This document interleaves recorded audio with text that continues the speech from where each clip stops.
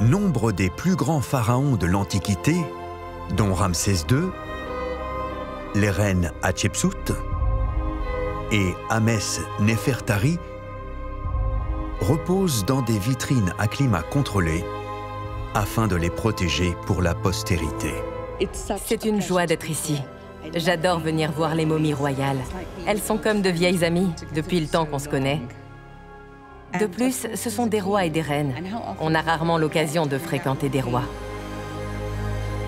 Salima veut comprendre comment ces rois et reines ont pu être si bien conservés pendant des millénaires. Les momies les mieux conservées sont celles des rois et reines du Nouvel Empire. Le Nouvel Empire égyptien, l'ère de Toutankhamon, a duré près de 5 siècles, de 1539 à 1075 avant notre ère. Une momie en particulier est surprenante, celle de Séti Ier. C'est l'une des plus belles momies jamais vues. On dirait qu'il dort. J'ai toujours l'impression qu'il va ouvrir la bouche pour me parler. Séti Ier était le père de Ramsès II et l'un des plus grands pharaons du Nouvel Empire. Il est mort il y a plus de 3300 ans. Il est d'une très grande élégance. Sa peau est parfaitement conservée. Il n'a pas le visage tout aplati et desséché. Son nez est parfaitement droit.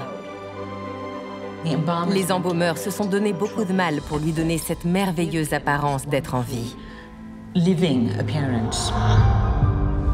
Quand les chercheurs ont scanné la momie de Séti, ils ont découvert comment un tel réalisme avait pu être obtenu.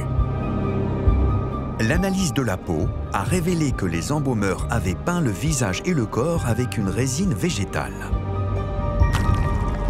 Ils avaient également placé des morceaux de lin imbibés de résine sous la peau du visage pour le rendre symétrique. Ils en avaient aussi bourré les orbites, l'arrière du crâne et du cou.